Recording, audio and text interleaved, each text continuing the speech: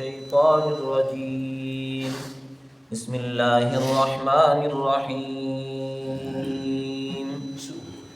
ثم قست قلوبكم من بعد ذلك فهي كالحجارة أو أشد قسوة وإن من الحجارة لما يتفجر منه الأنهار وَإِنَّ مِنْهَا لَمَا يَشَّقَّقُ فَيَخْرُجُ مِنْهُ الْمَاءُ وَإِنَّ مِنْهَا لَمَا يَهْبِطُ مِنْ خَشْيَةِ اللَّهِ وَمَا اللَّهُ بِغَافِلٍ عَمَّا تَعْمَلُونَ أَفَتَطْمَعُونَ أَنْ يُؤْمِنُوا لَكُمْ وَقَدْ كَانَ فَرِيقٌ مِّنْهُمْ يَسْمَعُونَ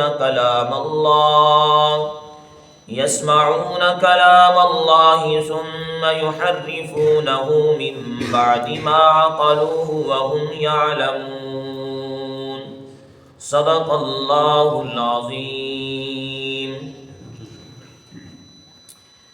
پھر تمہارے دل سخت ہو گئے اس کے بعد، وہ ایسے ہو گئے جیسے پتھر یا اس سے بھی زیادہ سخت ہو گئے، اور بے شک پتھروں میں سے کچھ ایسے پتھر ہیں کہ جاری ہو جاتی ہیں ان سے نہریں، اور بے شک کچھ پتھر ایسے ہیں جب وہ پھٹتے ہیں تو نکلتا ہے ان سے پانی، اور بے شک کچھ پتھر ایسے ہیں کہ وہ گرتے ہیں اللہ کے خوف سے، اور اللہ تمہارے عملوں سے بے خبر نہیں ہے۔ کیا تم امید رکھتے ہو کہ وہ ایمان لے آئیں گے تمہارے لیے؟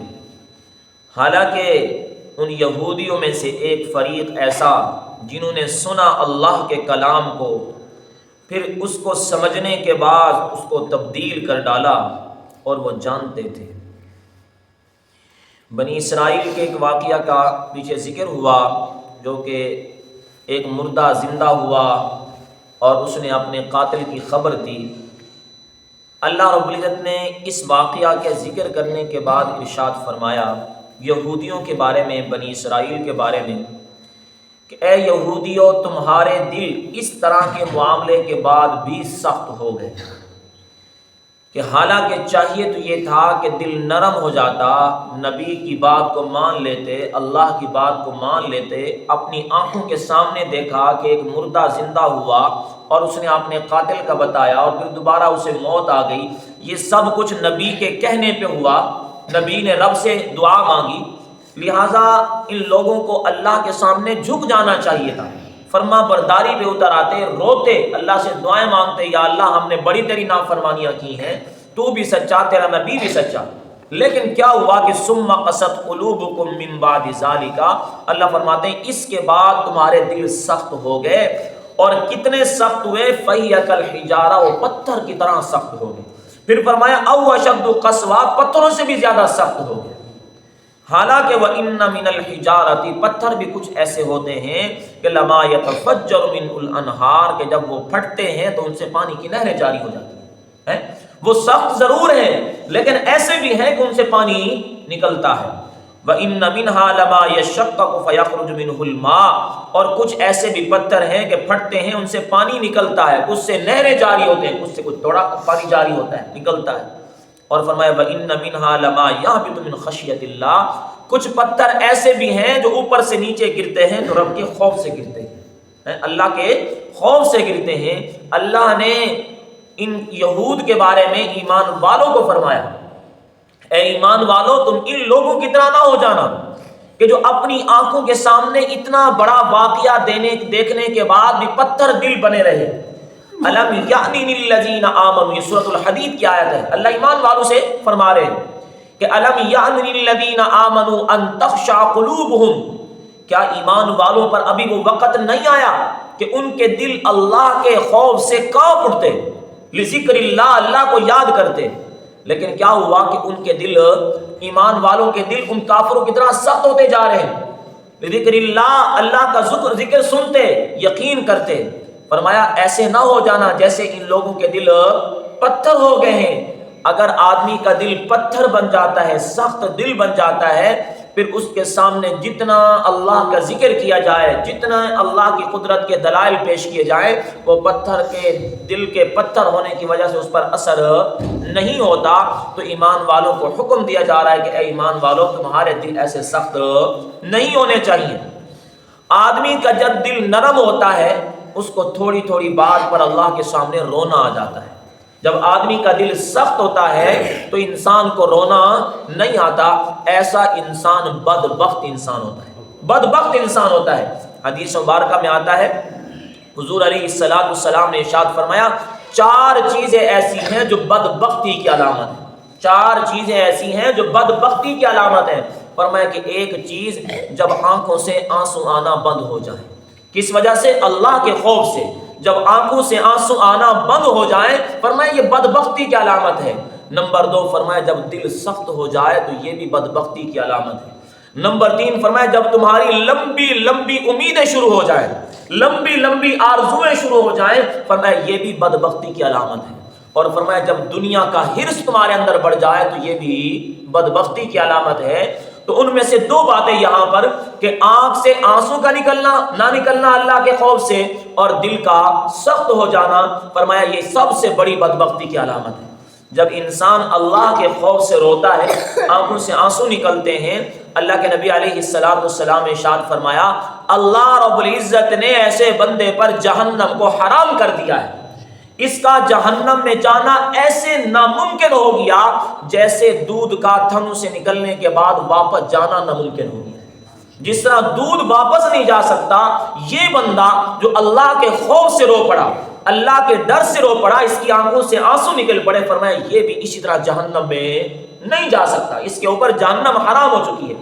اور مشکات شریف میں ایک حدیث تو یوں ہے، حضور علیہ السلام نے فرمایا بھائی اللہ کے سامنے رویا کرو، اگر رونا نہ آئے تو رونے کی شکل بنا لیا کرو، اس لیے کہ اہل دوزخ اللہ کے سامنے روئیں گے، اور فرمایا اتنا روئیں گے کہ ان کی آنکھوں سے جو آنسو نکلیں گے، فرمایا ایک نہر جاری ہو جائے گی، اور فرمایا پھر روتے روتے ان کے آنسو تھم جائیں گے، ختم ہو جائیں گے، آنسو خشک ہو جائیں گے، لیکن درد ہوگا، تکلیف ہوگی، پھر اتنا روئیں گے آنکھوں سے، فرمایا کہ پھر خون جاری ہو جائے گا۔ پھر حضور علیہ السلام نے فرمایا وہ خون، وہ آنسو اتنے ہوں گے ان لوگوں کے کہ اگر ان پر کشتیاں بھی چلائی جائیں تو فرمایا وہ بھی چل جائیں گے۔ اس لیے فرمایا کہ اس رونے سے بہتر ہے دنیا میں رونا شروع کر دو، اگر رونا نہ آئے تو رونے کی شکل بنا لو، اللہ کے سامنے رو تو صحیح نا۔ جب انسان اللہ کے سامنے رونے کی شکل بنا لیتا ہے، اللہ دل کو نرم کر دیتا ہے۔ اور رونے کا کب آتا ہے انسان کو موقع؟ جب انسان بیٹھ کر نا اپنی قبر، اپنا محشر کا میدان، اپنا حساب کتاب اس کو تصور میں لے کر آتا ہے۔ اس کو کہتے ہیں مراقبہ کرنا، کہ تنہائی میں بیٹھ کر اپنی موت کو یاد کرے، تصور کرے کہ میں مر گیا ہوں، مجھے لوگ نہلا رہے ہیں، مجھے لوگ غسل دے رہے ہیں، مجھے لوگ لے کے اٹھا کے جا رہے ہیں، میرا جنازہ پڑھا جا رہا ہے، مجھے قبر میں دفن کیا جا رہا ہے، میرے پاس فرشتے آ گئے ہیں، آج محشر کا میدان ہے، میں اٹھ کے اللہ کے سامنے پیش ہو رہا ہوں۔ یہ سارا جب انسان تصور کرتا ہے تو خود بخود دل نرم ہو جاتا ہے، اللہ کے سامنے رونا آ جاتا ہے۔ لہٰذا آدمی کو چاہیے کہ اللہ کے سامنے روئے۔ ایک صحابی نے پوچھا یا رسول اللہ نجات کس چیز میں ہے؟ حضور علیہ السلام نے ارشاد فرمایا کہ اپنی زبان پر قابو رکھ، کہیں یہ تیری زبان تجھے نقصان نہ پہنچا دے، اور فرمایا کہ اپنے گھر کے اندر اپنی جگہ بنا، مطلب یہ تھا کہ فضول گھر سے باہر نہ نکل، گھر میں رہے۔ جب انسان گھر سے فضول باہر نکلتا ہے تو بہت ساری لغویات ہو جاتی ہیں، بہت سارے گناہوں کے اندر، غلط محفل میں جا کر بیٹھتا ہے، کہیں جھوٹ کے اندر شریک ہوتا ہے، کہیں غیبت کے اندر شریک ہوتا ہے، بہت سارے گناہوں میں شریک۔ فرمایا کہ اپنے گھر میں اپنی جگہ بنا، اسی میں تیری نجات ہے، اور پھر فرمایا اللہ کے سامنے تو رویا کر، اسی میں تیری نجات ہے۔ تو لہٰذا یہ آیتیں میرے اور آپ کے لیے سبق، اللہ نے اگرچہ ذکر کیا یہود کے بارے میں، لیکن ایمان والوں کو فرمایا کہ کالذین، ان لوگوں کی طرح نہ ہو جانا، فقست قلوبہم، جن کے دل کیا ہو گئے؟ سخت ہو گئے۔ لہٰذا ایمان والوں تمہارے دل سخت نہیں ہونے چاہیے، دل نرم ہو، اللہ کے خوف سے انسان کا دل روئے۔ ایک اور بات یہاں پر ذہن میں رکھیں، اللہ نے فرمایا کہ کچھ پتھر ایسے ہیں جو اللہ کے خوف سے زمین پر گرتے ہیں۔ اب اللہ کا خوف پتھروں پر کیسا ہے؟ ایک شعور میرا اور آپ کا ہے، انسان کا ہے، ٹھیک ہے نا، اور اس کے علاوہ ایک شعور جانوروں کا بھی ہے جن کے اندر حیات ہے۔ جن کے اندر حیات ہے ان کا شعور، ان کی عقل ہمیں سمجھ آتی ہے، لیکن جن کے اندر حیات ہے ہی نہیں، درخت ہو گیا، پتھر ہو گیا، ان کے اندر ایک ظاہری طور پہ ہمیں حیات نظر نہیں آتی، زندگی نظر نہیں آتی، لیکن ان کے اندر اللہ کا خوف کیسا ہے؟ اللہ نے قرآن مجید کے اندر اس بات کو ایک جگہ پر نہیں کئی جگہوں پر ذکر کیا کہ کائنات کی کوئی چیز ایسی نہیں ہے، چاہے وہ جاندار ہے چاہے وہ بے جان ہے، وَإِن مِّن شَيْءٍ إِلَّا يُسَبِّحُ بِحَمْدِهِ وَلَٰكِن لَّا تَفْقَهُونَ تَسْبِيحَهُمْ۔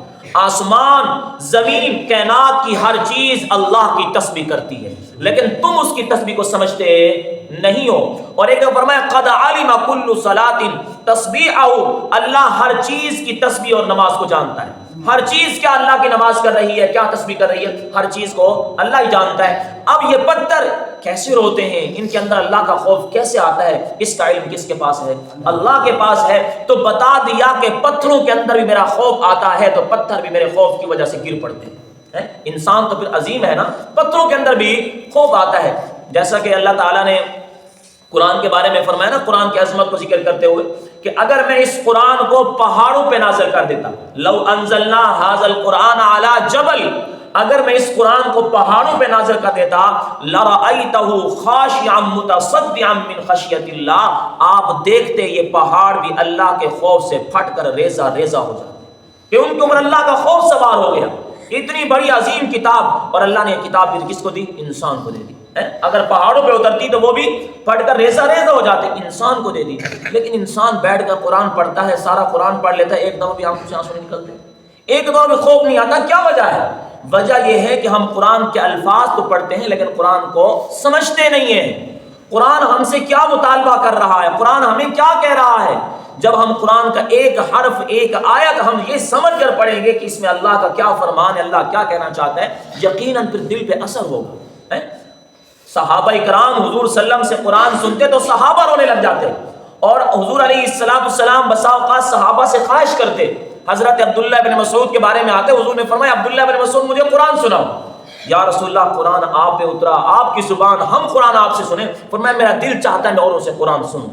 یار حضور قرآن سنتے، حضرت عبداللہ بن مسعود فرماتے ہیں کہ میں نے سورۃ النساء کی تلاوت شروع کی، اللہ کے نبی علیہ السلام سنتے رہے، جب اس کی اس آیت پہ میں پہنچا کہ فَكَيْفَ إِذَا جِئْنَا مِن كُلِّ أُمَّةٍ بِشَهِيدٍ وَجِئْنَا بِكَ عَلَىٰ هَٰؤُلَاءِ شَهِيدًا، فرمایا کہ اس آیت پر مجھے فرمایا عبداللہ اب بس کر۔ حضرت عبداللہ بن مسعود فرماتے ہیں میں نے حضور کو دیکھا، حضور رو رہے تھے۔ تو قرآن سنا، اللہ کیا فرما رہا ہے۔ تو جب انسان سنے گا سمجھے گا تو دل کیا ہوگا بھائی؟ نرم ہوگا۔ تو ایمان والوں کو گویا کہ حکم دیا جا رہا ہے قرآن سنو، سمجھو، اللہ کا ذکر کرو، تمہارا دل کیا ہوگا؟ نرم ہوگا۔ جب دل نرم ہوگا اللہ کا ڈر پیدا ہوگا، اللہ کا خوف ہوگا، انسان کو اللہ کے سامنے رونا آ جائے گا۔ تو وہ چیزیں جو بے جان ہیں ہماری آنکھوں کے سامنے، ان کے اندر اللہ کا خوف ہے۔ اور بلکہ اس پر بہت ساری احادیث کے اندر بھی تذکرے ملتے ہیں۔ ایک مشہور حدیث ہے بخاری شریف کی، حضور علیہ السلام جب خطبہ ارشاد فرمایا کرتے تھے، آپ علیہ السلام ایک کھجور کا تنا تھا، اس کا آپ سہارا لیا کرتے تھے، اور سہارا لے کر حضور خطبہ دیا کرتے تھے۔ جس وقت اللہ کے نبی علیہ السلام کے لیے ممبر بنایا گیا اور حضور السلام ممبر پہ تشریف لائے، جیسے ممبر پہ تشریف لائے وہ استوانہ حنانہ جس پر حضور پہلے سہارا لایا کرتے تھے، ایسے رویا جیسے بچہ چیخ چیخ کے روتا ہے۔ میرے نبی اس ممبر سے اترے اور اس استوانہ حنانہ کو حضور نے اپنے سینے سے لگایا اور اس کو چپ کروایا۔ یہ بے جان جو میری اور آپ کی آنکھوں کے سامنے، اس کے اندر بھی نبی کی محبت اور اللہ کا خوف تھا۔ تو بہرحال کہنے کا مقصد یہ ہے کہ دیکھو بے جان چیز، حدیث میں آتا ہے حضور علیہ السلام نے فرمایا جس وقت اللہ نے مجھے بعثت نبوت عطا فرمائی نا، میں اس پتھر کو بھی جانتا ہوں جو مجھے سلام کیا کرتا تھا۔ حضرت ابن عمر رضی اللہ عنہ کہتے ہیں ہم حضور علیہ السلام کے ساتھ جا رہے تھے، ہم نے اپنی آنکھوں سے دیکھا، کانوں سے سنا، درخت بھی جھک کر کہتے السلام علیکہ یا رسول اللہ، پہاڑ بھی جھک کر کہتے السلام علیکہ یا رسول اللہ۔ حضرت ابو ذر غفاری کہتے ہیں میں حضور کے ساتھ تھا، اللہ کے نبی مکہ سے باہر نکلے، فرمایا آپ علیہ السلام نے زمین سے 7 کنکریاں اپنے ہاتھ میں لی، جیسے کنکر ہاتھ میں آئے ان کنکروں نے کلمہ پڑھنا شروع کر دیا۔ اللہ کے نبی علیہ السلام نے وہ کنکر حضرت ابوبکر صدیق کے ہاتھ میں دیے، فرمایا اس وقت اس نے کلمہ پڑھا، فرمایا پھر عمر کے ہاتھ میں دیے، پھر کلمہ پڑھا، حضرت عثمان کے ہاتھ میں دیے، پھر کلمہ پڑھا۔ حضرت ابو ذر غفاری فرماتے ان کے کلمے کی آواز ایسی تھی جیسے شہد کی مکھیوں کے بھن بنانے کی آواز ہوتی ہے، فرمایا ہم نے اپنے کانوں سے سنا۔ تو یہ کائنات کی چیزیں ہر ایک چیز اللہ کے خوف سے اللہ کا کلمہ پڑھتی ہے، اللہ کی تسبیح کرتی ہے، اس کی پاکی کو بیان کرتی ہے۔ تو پھر ایمان والوں کو حکم ہے کہ ایمان والوں تم بھی اللہ کی پاکی کو بیان کرو، اللہ کا ذکر کرو، دل ہو نرم ہو جائے گا، اللہ کے سامنے رونا آ جائے گا۔ آگے فرمایا فَتَطْمَعُونَ أَن يُؤْمِنُوا لَكُمْ وَقَدْ كَانَ فَرِيقٌ مِّنْهُمْ يَسْمَعُونَ كَلَامَ اللَّهِ، اے ایمان والو کیا تم یہودیوں کے بارے میں یہ امید رکھتے ہو کہ یہ لوگ ایمان لے آئیں گے؟ حالانکہ وَقَدْ كَانَ فَرِيقٌ مِّنْهُمْ، ان میں ایک ایسی جماعت بھی تھی یسمعون کلام اللہ، جنہوں نے اللہ کا کلام سنا تھا۔ یہ پیچھے ذکر ہو چکا، اللہ کے نبی علیہ السلام اپنا موسیٰ علیہ السلام جب 70 لوگوں کو طور پہاڑ پر لے کر گئے تھے، وہاں پر ان لوگوں نے اللہ کے کلام کو خود سنا تھا، اپنے کانوں سے سنا تھا، اس کے باوجود ثم یحرفونہ من بعد ما عقلوہ، سمجھ لیا تھا، پھر کیا کیا؟ اس کو تبدیل کر ڈالا۔ جب واپس آئے نا قوم والوں کو کیا کہا تھا؟ اللہ کہتے ہیں جس کے اندر ہمت ہے عمل کرے، جس کے اندر ہمت نہیں عمل نہ کرے۔ تو فرمایا ایمان والوں سے تم امیدیں لگا رہے ہو ایسے لوگوں کے بارے میں جو پتھروں سے بھی زیادہ سخت ہو گئے، اپنے کانوں سے اللہ کا کلام سننے کے باوجود بھی رب کے کلام کے اندر تبدیلیاں کر ڈالی۔ وہم یعلمون، انہیں پتہ تھا کہ حق کیا ہے، اس کے باوجود وہ حق سے پھر گئے۔ اے ایمان والو ایسے لوگوں سے امیدیں مت لگاؤ، یہ پتھر دل ہو گئے، دل بند ہو گئے، ان کے دلوں پہ مہر لگ چکی ہے۔ لہذا ایمان والوں کو تبلیغ کرنے کا حکم تو ضرور ہے، لیکن اللہ رب العزت نے کچھ ایسے بدبختوں کا بھی ذکر کر دیا، جتنا بھی ان کو ہدایت کی بات کرو یہ ایسے بدبخت ہو چکے ان پر ہدایت نہیں آئے گی۔ جیسے کہ سورہ بقرہ کے شروع کے اللہ نے فرمایا نا کہ سواء علیہم اانذرتہم ام لم تنذرہم لا یؤمنون، میرے محبوب پیغمبر آپ ان کو ڈرائیں یا نہ ڈرائیں یہ ایمان نہیں لائیں گے۔ ختم اللہ علی قلوبہم وعلی سمعہم وعلی ابصارہم غشاوہ، کان بند ہیں، دل بند ہیں، آنکھوں کے آگے پردہ ہے، فرمایا ہدایت نہیں آئے گی۔ وجہ کیا ہے؟ دل سخت ہو گئے، دل پتھر بن گئے۔